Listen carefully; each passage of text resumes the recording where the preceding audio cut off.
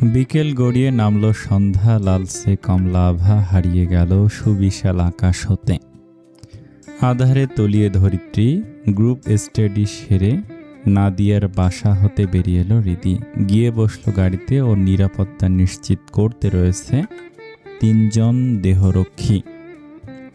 একজন ড্রাইভারের পাশে বসে, বাকি 2 জন পিছু পিছু বাইকে করে সঙ্গ দিচ্ছে। এমপি পত্নী সে মিসেস রিদি শেখ। এছাড়াও মোহিত কেসে এখন পরোক্ষভাবে জড়িয়ে। স্বাভাবিকভাবে নিরাপত্তা জোরদার করা আবশ্যক হয়ে দাঁড়িয়েছে। তাই বাইরে বের হলেই সার্বক্ষণিক দেহরক্ষী দ্বারা সুরক্ষিত বলয়ে আবদ্ধ থাকে সে। এমপি সাহেবের করা নির্দেশ যে অমান্য করার সাধ্য এ মেয়েটির নেই, তাই অনিচ্ছা সত্ত্বেও দেহরক্ষী নিয়ে ঘুরতে হয়। ক্ষুণ্ণ হয় তার স্বাভাবিক চলাফেরা, স্বাধীনতা। কিন্তু কিছুই করার নেই, স্বামীর আদেশ বলে কথা, এছাড়াও ভালোর জন্যই বলেছেন, তাই মান্য করাই শ্রেয়। ভাবনার মাঝে গাড়ি চলতে আরম্ভ করলো। ফুরফুরে মেজাজে রিদি তাকিয়ে জানালার বাইরে। আজকের দিনটা কেমন যেন বেশ আনন্দময় ছিল। সকাল হতে সন্ধ্যা, বহুদিন পর এমন চমৎকার একটি দিন কাটল। উৎফুল্ল তনু ও মন উভয়, তবু মনটা কুগাইছে বহুদিন পর খুশির ছোঁয়া। কোনো অশনি সংকেত বয়ে আনবে না তো? বারবার বাড়ির লোকেদের, আপনজনদের মুখখানি মানসপটে ভেসে উঠছে। মনে হচ্ছে আর বুঝি দেখা হবে না, সব শেষ, ইন্নানিল্লাহ। এসব কি উল্টাপাল্টা ভাবছে সে? আল্লাহ সহায় আছেন, ইনশাআল্লাহ যা হবে ভালোর জন্যই হবে। নিজের মনকে শান্ত করতে ব্যস্ত হয়ে পড়ল রিদি। গাড়ি তখন চলছে ঢাকার ব্যস্ত সড়ক ধরে। কিছুটা পথ অতিক্রম করতে আকস্মিক থেমে গেল গাড়ি। এহেন কাণ্ডে যথেষ্ট চমকালো রিদি। সম্মুখের সিটে বসে থাকা দেহরক্ষী রুস্তমকে শুধালো, কি হয়েছে ভাইয়া? 32 বছরের দেহরক্ষী রুস্তম পেছনে রিদির দিকে ফিরল, তবে চোখ তুলে তাকালো না। নত চাহনিতে ওকে আশ্বস্ত করতে বলল, আমি দেখছি ম্যাডাম, আপনি চিন্তা করবেন না। রুস্তম ওকে বলল বটে, তবে চিন্তার ছাপে স্পষ্ট চেহারায়। সে মোবাইল হাতে নিয়ে কাউকে কল করলো। রিদি চিন্তিত বদনে আশপাশে দেখছে। দেখতে পেল পেছনে বাইকে থাকা একজন রক্ষী মোবাইলে কথা বলছে। বোধহয় সামনের ভাইয়াটার পেছনের জনকে কল করেছে, কথা বলছে। চলন্ত গাড়ি হঠাৎ থেমে গেছে। এর ওপর সামনে জটলা দেখা যাচ্ছে। চঞ্চল মেয়েটা অস্বস্তি বোধ করছে। মন চাইছে এক্ষুনি গিয়ে দেখে আসুক কি হয়েছে, কিন্তু পরিস্থিতি বিবেচনা করে এখনো বসে। ভাইয়া সব ঠিক আছে তো? সামনের সিটে বসে থাকা রুস্তম ওর দিকে পুনরায় হালকা ফিরল। নজর তার সম্মান প্রদর্শনের ভঙ্গিতে নিচু করে রাখা। স্ত্রীর দিকে দেহরক্ষীদের সরাসরি তাকে কথা বলার ঘোর নিষেধাজ্ঞা সংসদ ইরহাম চৌধুরীর। এছাড়াও মালকিনের প্রতি শ্রদ্ধাবোধ কাজ করে, তাই দেহরক্ষীরা বরাবরই অবনত মস্তকে সম্মান প্রদর্শন করে প্রয়োজনীয় টুকটাক কথাবার্তা বলে থাকে। রুস্তম চিন্তিত স্বরে বলল, ম্যাডাম, সামনে বোধহয় কোনো অ্যাক্সিডেন্ট কিংবা ঝামেলা হয়েছে। আমাদের এখানে বেশিক্ষণ থাকাটা রিস্কি। আপনি বসুন, আমি দেখে মিটমাট করে আসছি। ভুল করেও গাড়ি থেকে নামবেন না যেন। স্যারের কড়া নিষেধ, ভুলেও নামবেন না। একান্ত মানুষটির নাম কর্ণপাত হতে একটুখানি শান্ত হলো মন। বুকের ধুকপুকানি এখন নিয়ন্ত্রণে। ইতিবাচক মাথা নাড়ল রিদি। রুস্তম দুশ্চিন্তা সমেত গাড়ির দৌড় খুলে বেরিয়ে গেল। দ্বার বদ্ধ করে পেছনে থাকা 2 জন রক্ষীকে ইশারায় সতর্ক থাকতে বলল। মাথা নেড়ে সম্মতি জানালো তারা 2 জন। রুস্তম সাবধানী ভঙ্গিতে জটলার দিকে এগিয়ে গেল। রাত দুপুরে হচ্ছেটা কি? এদিকে গাড়িতে বসে রিদির অবস্থা নাজুক। অজানা ভয়ে হিম হয়ে আসছে হাত পা। শ্বাস প্রশ্বাসের গতিবেগ অস্বাভাবিক। গাড়িতে এসির মধ্যে বসেও বিন্দু বিন্দু ঘাম জমেছে মুখশ্রীতে। ভীতু চোখ দুটো বারবার ডানে বামে ঘুরে বেড়াচ্ছে। বদ্ধ জানালা দিয়ে বোঝার চেষ্টা করছে পরিস্থিতি। নিঃশব্দে ঠোঁট নাড়িয়ে স্মরণ করে চলেছে মহান রবকে। ডান হাতে শক্ত করে আঁকড়ে ধরে কোলে থাকা ব্যাগ ঈষৎ কম্পন সারা কায় নেত্রজোড়া আকুল হয়ে খুঁজে বেড়াচ্ছে একান্ত পুরুষটিকে। সে কোথায়? একটুখানি উষ্ণতা দিয়ে আগলে কি নেবে না, আশ্বস্ত করবে না তাকে? দুটো বাইক অনিয়ন্ত্রিতভাবে চলতে গিয়ে দুর্ঘটনার শিকার হয়েছে। বিপরীত দিক থেকে আসছিল তারা। হঠাৎ সংঘর্ষ, বেশি ক্ষয়ক্ষতি হয়নি, তবে দুজনের মধ্যে চূড়ান্ত মাত্রার বাকবিতণ্ডা সৃষ্টি হয়েছে। একে অপরকে দোষারোপ করছে তারা, নিজের দোষ স্বীকার করতে নারাজ। পথচারীরা তাদের কেন্দ্র করে গোলাকার ভিড় জমিয়েছে, দাঁড়িয়ে মজা দেখছে, কেউ বা মোবাইলে ধারণ করছে এই বিনোদনমূলক বাকবিতণ্ডা। রুস্তম ভিড়ের মধ্যে মিশে গেল, চমকালো প্রকৃত ঘটনা উপলব্ধি করে। বাকবিতণ্ডা দূর করতে গিয়ে সে নিজেও ঝামেলায় ফেসে গেল। ওই দুজন এখন রুস্তমের সঙ্গে যেন তেন আচরণ করছে, যা তাদের বিষয়ে নাক গলানোর জন্য। বিরাট ঝামেলা তো। সহসা রুস্তমের আস্ত এক রাম ধমকে সব ঝামেলা দূর। কুস্তিগিরের ন্যায় শরীর তার, ঈষৎ কৃষ্ণবর্ণ রূপ, দেখলেই কেমন ভয় হয়। স্বাভাবিকভাবেই ভয়ে সব সুরসুর করে পালালো। ঝামেলা মিটমাট করে অবশেষে গাড়ির কাছে ফিরে এলো রুস্তম। তপ্তশ্বাস ফেলে গাড়ির দ্বার উন্মুক্ত করতে স্তব্ধ হলো। ম্যাডাম। নিশতি রাত, অনুতপ্ত চাহনিতে তাকে রাহিত, বিপরীতে দাঁড়িয়ে কঠিন হৃদয়ের অধিকারিণী। দুজনে এ মুহূর্তে উপস্থিত তাদের বেডরুমে। ভাঙা স্বরে বলে উঠল রাহিত, এমন করিস না সোনা, আমার ভেতরটা জ্বলে পুড়ে ছারখার হয়ে যাচ্ছে। অশ্রু সজল নয়নে স্বামীর পানে তাকালো ইনায়া, কেমন বিদ্রুপ করে হাসলো, কাট কাট স্বরে বলতে লাগলো, তোমার জ্বলে পুড়ে যাচ্ছে কেন ভাইয়া? আমি কে হই তোমার? নামমাত্র বউ এমনটা নয় যে তুমি আমায় খুব ভালোবাসো। ভালোবাসার মানুষটির সামান্যতম অবজ্ঞা, অবহেলায় তোমার ভেতরটা চূর্ণ বিচূর্ণ হচ্ছে, তাই কি না? ভাইয়ার কথায় আমাকে বিয়ে করে দয়া করেছ, ওই জুনায়েদ নামক আপদ হতে রক্ষা করেছ, তাহলে এসব কি? কেন এমন দক্ষ অভিনেতার মতো অভিনয় করে যাচ্ছ? এখানে তুমি আমি ব্যতীত কে আছে? কেউ নেই। তাহলে এই দুর্দান্ত অভিনয় কার জন্য? প্লিজ বন্ধ করে এসব অভিনয়। তার এতদিনের স্নেহ, যত্ন, ভালোবাসা সবটা ওর কাছে অভিনয় মনে হচ্ছে, পিওর অ্যাক্টিং। শব্দটি রাহিদের আত্মসম্মানে যেন চরমভাবে আঘাত করল। লহমায় ক্ষিপ্ত রূপ ধারণ করলো। ছেলেটা একটানি ইনুকে নৈকট্যে আনলো, বন্দি করল নিজ বাহুডোরে। চমকিত নেত্রে তাকিয়ে নেয়া। এ কি থেকে কি হয়ে গেল?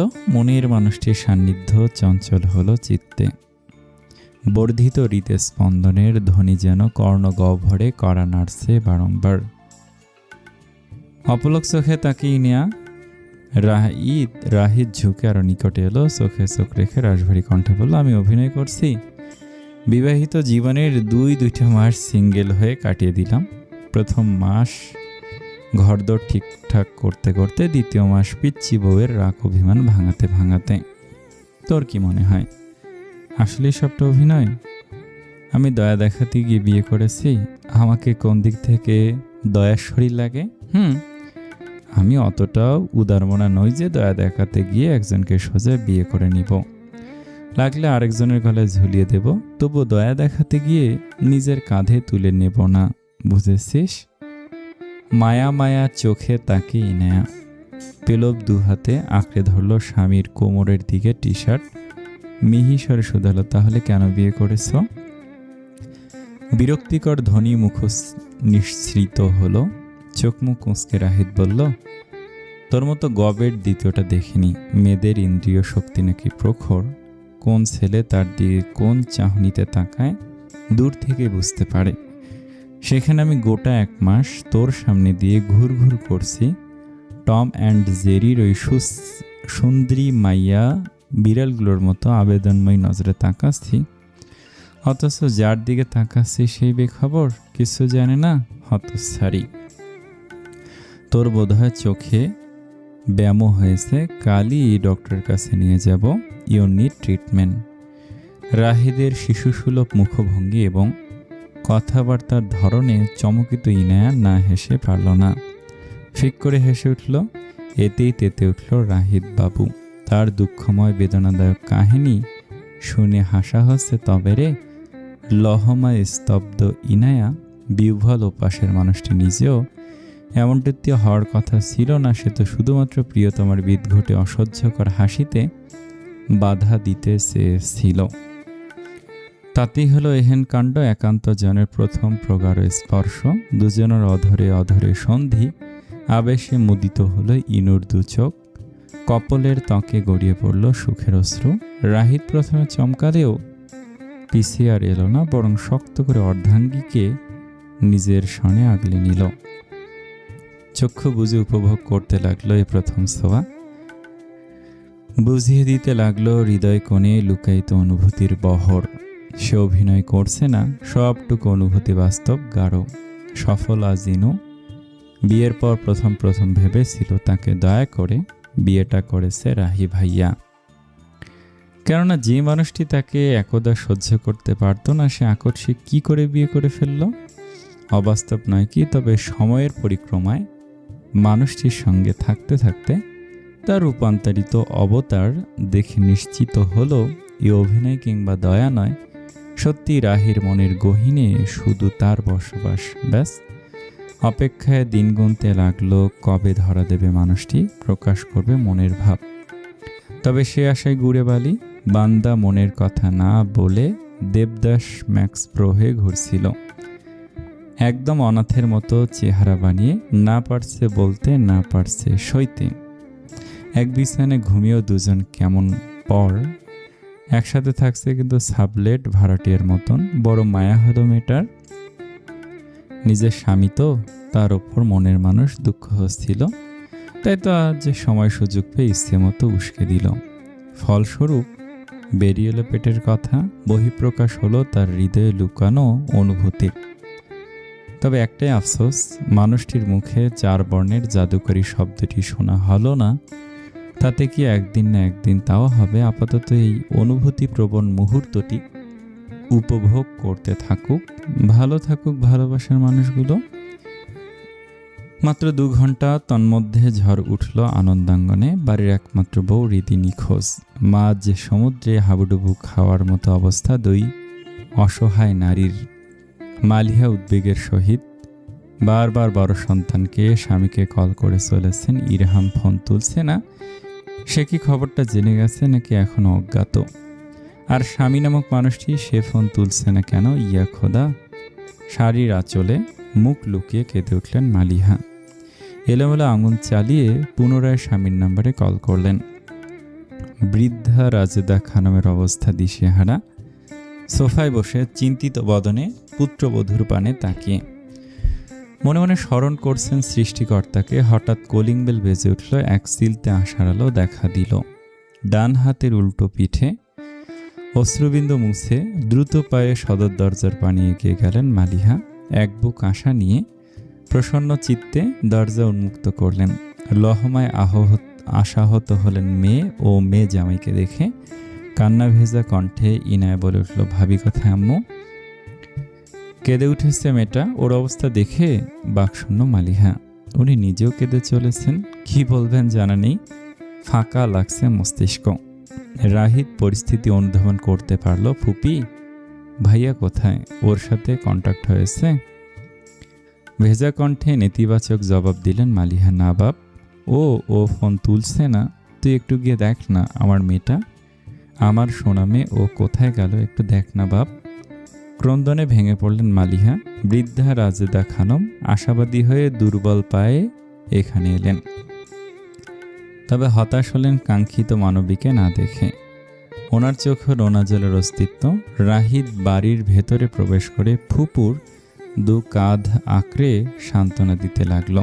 ফুপি, একটু শান্ত হও তোমরা, আল্লাহকে ডাকো। এসবে ভেঙে পড়লে চলবে? আমি এক্ষুনি যাচ্ছি। দেখি ভাইয়া কোথায়। আমি নিশ্চিত ভাইয়া অলরেডি খবর পেয়ে গেছে। সে বসে নেই, অলরেডি চিরুনি তল্লাশি শুরু হয়ে গেছে। প্লিজ হ্যাভ ফেইথ, একটু শান্ত হও, ঠিক আছে?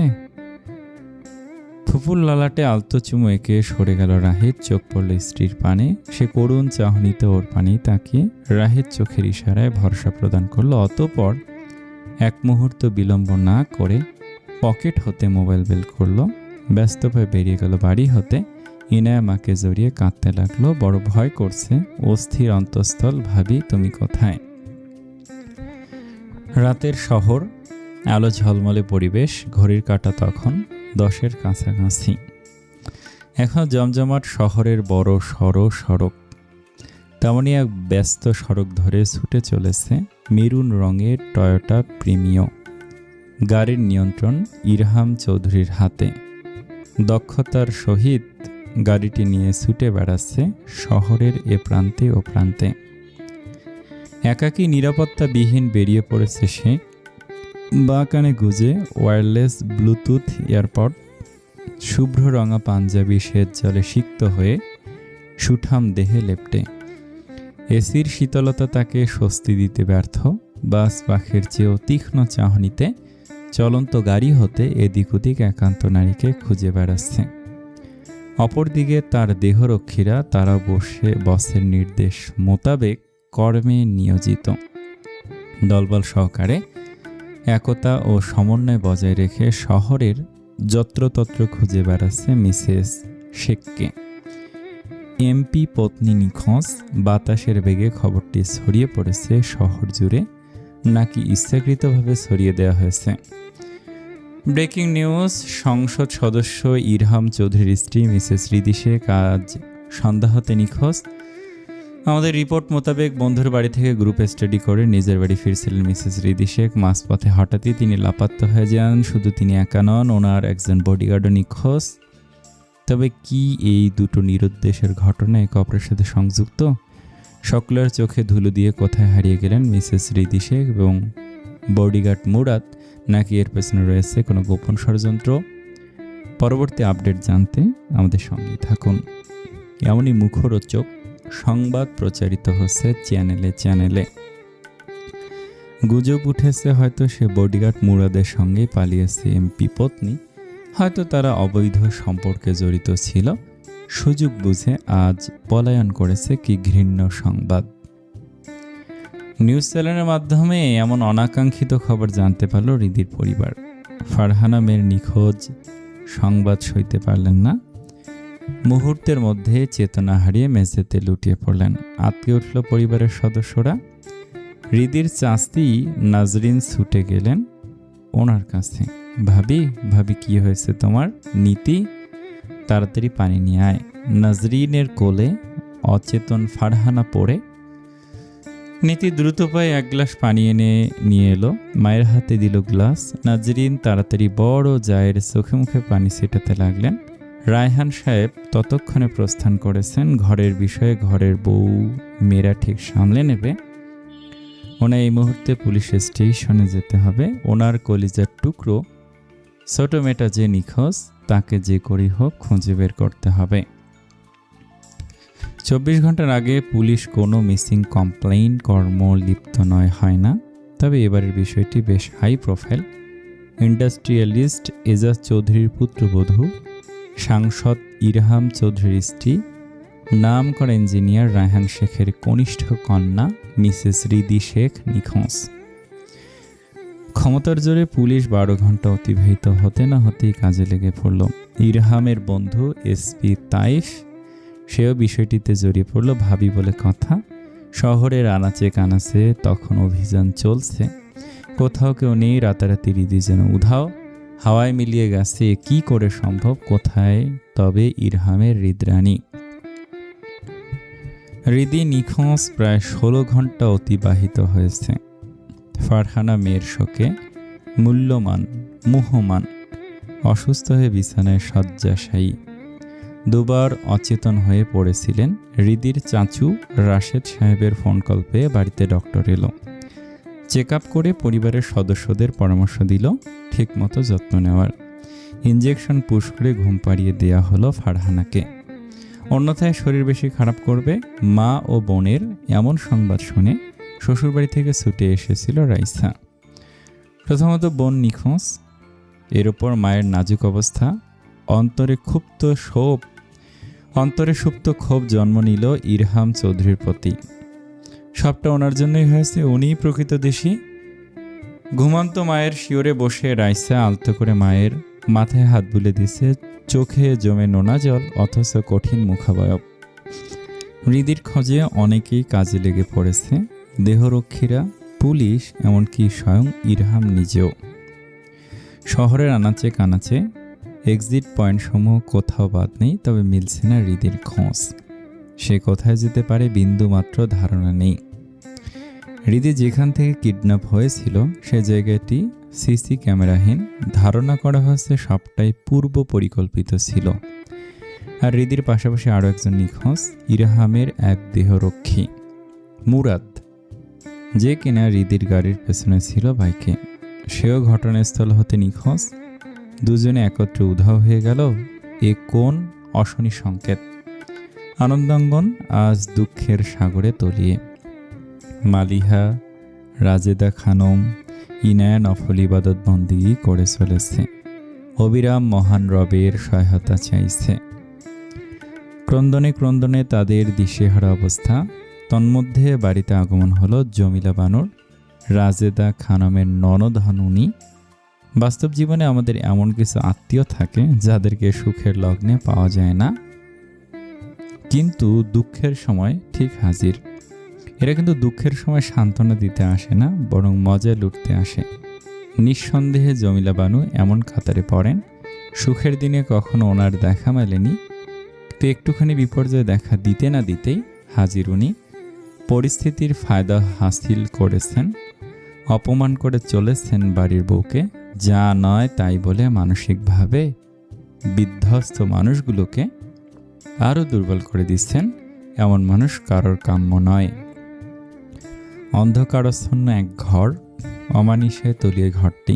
চারিপাশে কি রয়েছে দেখা মুশকিল, শুধু ভুতুরে আধার আর আধার। দৃশ্যমান একমাত্র ঘরের একাংশে অবস্থিত একটি চেয়ার।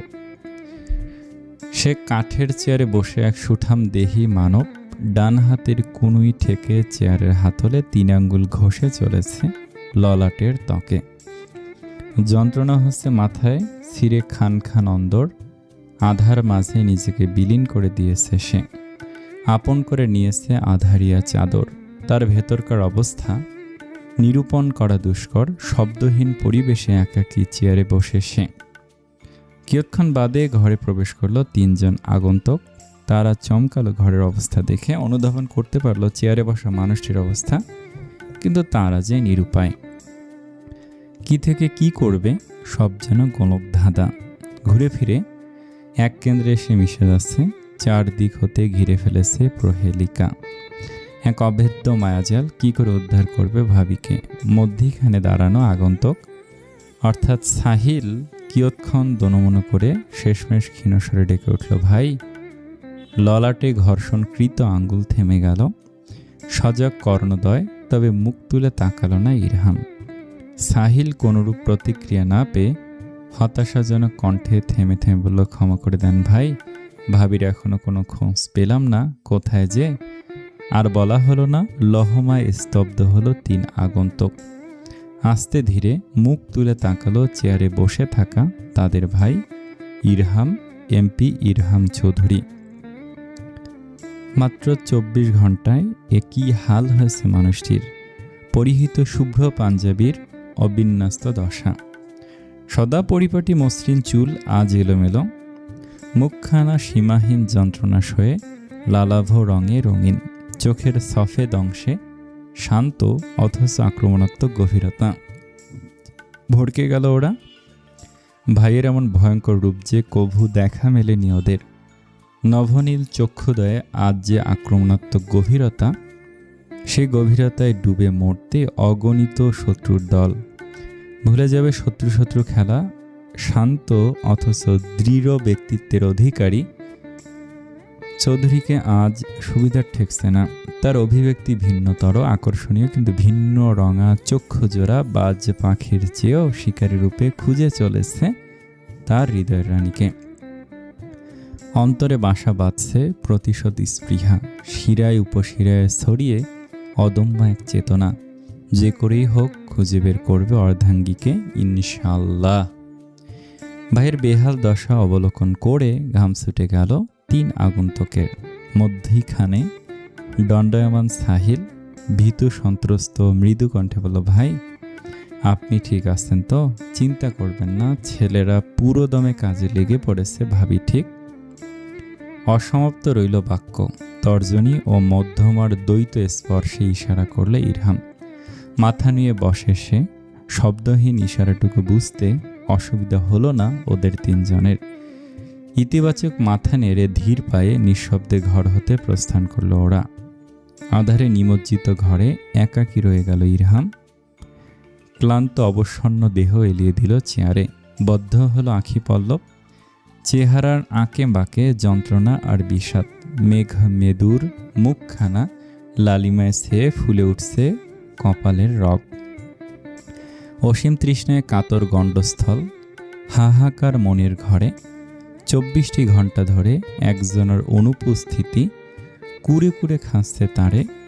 মনের ঘরে বসত করে যে জানা, আজ সে দৃষ্টিসীমার বাহিরে।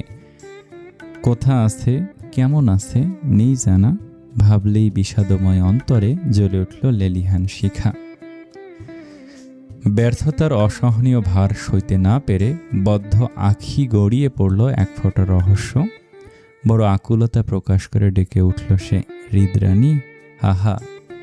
হৃদয়ের একচ্ছত্র অধিকারিণী তার হৃদরানীকে এমন আকুল হয়ে ডেকে উঠল মানুষটি। কোথা আছে সে হৃদরানী? এমন আকুলতা শুনতে পেয়ে সে কি ছুটে আসতো না? হৃদি নিখোঁজ দেখতে দেখতে 24টা ঘণ্টা অতিবাহিত হয়েছে, অথচ বিন্দুমাত্র ক্লু মেলেনি। তাতে মারাত্মকভাবে ভেঙে পড়েছে ইরহাম। বিয়ের পর এ প্রথমবার প্রিয়তমা হতে 24 ঘণ্টা বিচ্ছেদ। না এক পলকের দেখা, না রিনিঝিনি হাস্য কলরবে শান্তমন। 1440 মিনিটের বিচ্ছেদ যাতনায় ক্লিষ্ট অন্তঃস্থল। সদা কাঠিন্যতায় মোড়ানো হৃদয় আজ ভঙ্গুর। ক্ষণে ক্ষণে কুচিন্তা হানা দিচ্ছে মস্তিষ্কে। অসহনীয় মনোবেদনায় পীড়িত অন্তঃস্থল। কোথায় লুকিয়ে তার হৃদরানী? ফিরে আসুক সে, নিজ উষ্ণতায় শান্ত করুক এই উচ্চাটন করতে থাকা মন। কোথায় সে? শীতাংশুর মোহনীয় দ্যুতি ছড়িয়ে ধরণীর বুকে। তমসায় আবৃত এক ঘর, ঘরের আনাচে কানাচে ছড়িয়ে কিছু ভগ্ন আসবাব। কাঠের চেয়ার, টেবিল, টুল প্রমুখ সবই ভগ্ন। জানালাবদ্ধ সে ঘরে শীতাংশুর দ্যুতি প্রবেশ করতে ব্যর্থ। ভুতুরে হিমশীতল সে পরিবেশ, দম বন্ধকর অবস্থা। ব্যবসা গরমে পরানষ্ঠাগত। ঘরের যত্রতত্র ভঙ্গুর আসবাব ঘেঁষে পড়ে রয়েছে কিছু নারী দেহ। বড় অবিন্যস্ত, বেহাল দশা তাদের। শারীরিকভাবে দুর্বল দেহ, চোখে মুখে দৃশ্যমান অন্ধকার। এলোমেলো পোশাক এবং চুল দেখলেই কেঁদে উঠছে হৃদয়। তন্মধ্যে ঘরের ঠিক মাঝ বরাবর অচেতন হয়ে পড়ে এক নারী দেহ। এলোকেশে মুখের অর্ধভাগ, মাথায় বাঁধা হিজাব এলোমেলো রূপে উন্মুক্ত প্রায়। ফলস্বরূপ বেরিয়ে চুলের একাংশ, দেহে জড়ানো ওড়না কোথায় যেন হারিয়ে জানা নেই। ঘরে অচেতন প্রায় 10 জনের মধ্যে অনন্য সে। কারোর আকুলি বিকুল হৃদয়ের হৃদরানী সে। একচ্ছত্র অধিকারিণী এক কঠিন হৃদয়ের নাম তার হৃদি। বর্তমানের পাতায় অন্তরিক্ষে আজ কালো মেঘের আধিপত্য। বজ্রপাতের ভয়ানক নিষ্ঠুর শব্দ হানা দিচ্ছে কর্ণগহ্বরে। লম্ফ দিয়ে উঠছে হৃৎপিণ্ড। চারিদিকে ঘনিয়ে এসেছে ভয়াল কালো নিস্তব্ধতা। এই বুঝি ঝমঝমিয়ে বর্ষণ আশ্রে পড়বে ধরণীর বুকে। কিয়ৎক্ষণ বাদে আরম্ভ হলো অসময়ের বর্ষণ। বৃষ্টির ফোঁটা ফোঁটা অশ্রু ভিজিয়ে দিচ্ছে বসুধা। তেমনি এক মুহূর্তে আকস্মিক উন্মুক্ত হলো আনন্দাঙ্গনের সদর দরজা। বিশাল আকার দরজা পেরিয়ে বীর দর্পে বেরিয়ে আসছে চৌধুরী, ইরহাম চৌধুরী। পূর্বের ন্যায় পরিপাটি সুদর্শন রূপ, পরনে শুভ্র রঙা পাঞ্জাবি, চোখে রিমলেস চশমা, চক্ষু জোড়ায় অপরিমেয় আকাঙ্ক্ষা। অন্তরে প্রিয়তমাকে খুঁজে বের করার তীব্র স্পৃহা। জমিনের বুকে বড় বড় কদম ফেলে এগিয়ে চলেছে ইরহাম। মানুষটিকে বৃষ্টির ফোঁটা হতে রক্ষা করতে ছাতা সমেত ছুটে এলো একজন দেহরক্ষী। সুঠাম দেহী মানবকে ছাতার তরে আড়াল করে নিল। সেদিকে বিন্দুমাত্র ভ্রুক্ষেপ না করে নিজ টয়োটা প্রিমিওতে চালকের আসনে বসল ইরহাম। তড়িৎ বদ্ধ করে নিল গাড়ির দ্বার। মুহূর্তের মধ্যেই ক্ষিপ্ত গতিতে ছুটল টয়োটা প্রিমিও। পিছু পিছু দেহরক্ষীদের আরও দুটো গাড়ি। মূল সড়কে পৌঁছাতেই বিচ্ছিন্ন হলো তাদের পথ। তিনটি গাড়ি ছুটে চলেছে তিন গন্তব্যে, উদ্দেশ্য একটাই, ইরহামের হৃদ রানীকে উদ্ধার। মধ্যাহ্নপ্রহর তখন, অথচ ঘরটিতে ভুতুড়ে আধারের আধিপত্য, অসহনীয় যন্ত্রণায় বিকৃত মুখভঙ্গি, নড়াচড়ায় বাধা, শরীর যেন পাথরের ন্যায় কঠিন, নড়তে ব্যর্থ, দু চোখের পাতা আঠালো হয়ে আছে কি, খুলতে কেন অপারক, মুখের অর্ধেক আবৃত ঘামে ভেজা চুলে অস্বস্তিতে কুঁচকে আসছে মুখ। কিছুটা সময় অসাড় হয়ে পড়ে রইল মাটিতে, প্রাণহীন এক নিথর দেহের ন্যায়। অতিবাহিত হলো অগণ্য মুহূর্ত। আস্তে ধীরে ফিরতে লাগলো চেতনা, জাগ্রত হলো ইন্দ্রিয় শক্তি, স্তব্ধ হলো হৃদি। ঘন ঘন শ্বাস পড়তে লাগলো, চঞ্চল শ্বাস প্রশ্বাসের গতিবেগ। সে মুহূর্তে উঠতে চাইছে, দেখতে চাইছে আশপাশ, পরিস্থিতি অনুধাবন করতে চাইছে, কিন্তু ব্যর্থ। পরপর দুটো চেতনানাশকের বিরূপ প্রভাবে অসার মস্তিষ্ক, সকল স্নায়ু ওভাবে মাটিতে পড়ে রইল কতক্ষণ। প্যারালাইসিস রোগীর মতো নিজেকে ভরশূন্য, অকেজো লাগছে। আস্তে ধীরে নোনা জলে ভিজে গেল অক্ষিপুট। অস্ফুট স্বরে ডেকে উঠল আল্লাহ। যন্ত্রণায় ছিঁড়ে গেল গণ্ডস্থল। পানির তৃষ্ণায় কাতর মেয়েটির কপল ছুঁয়ে কান বরাবর নোনা জল পড়তে লাগলো। অজানা ভয়ে ভীতু তনুমন, আধার মাঝে বড় ভয় করছে। এক রাক্ষস পুরীতে বন্দি মনে হচ্ছে নিজেকে। এ কোথায় এসে পড়ল সে, কিয়ৎক্ষণ বাদে একটুখানি স্বাভাবিক হলো হৃদি। বহু কষ্টে ডান কাত হতে পারল। হতবিহ্বল হলো, সম্মুখে তাকিয়ে ঝাপসা চোখে দেখছে সে একাকী নয়, বন্দি আরও অনেকেই। এরা কারা, এ কোথায় এসে বিপদের মুখে পড়ল সে, ইয়া খোদা। ভীতু সন্ত্রস্ত মেয়েটির বুক ফেটে কান্না পাচ্ছে। মানসপটে ভেসে উঠছে আপনজনের মুখখানি, তারা কোথায়? ওকে উদ্ধার করতে কি আসবে না একান্ত মানুষটি? সে কোথায়? ইরহাম। জনবহুল এক সড়ক, দৈনন্দিন ব্যস্ততায় মশগুল সকলে। রাস্তার এক পাশে ফুটপাতে বসে একজন ভিখারি উচ্চ স্বরে চেঁচিয়ে চলেছে, আমার আল্লাহ নবীজির নাম, আমার আল্লাহ নবীজির নাম। ভিক্ষুকটি মধ্যবয়স্ক, পরনের পোশাকের চরম দুর্দশা। ছেঁড়াফাটা পোশাক, ইয়াবড় চুল, গোফ দাড়িতে আবৃত মুখের অধিকাংশ। তার স্বরে চেঁচিয়ে চলেছে লোকটি। হাত পেতে পথচারীদের নিকটে ভিক্ষা চাইছে।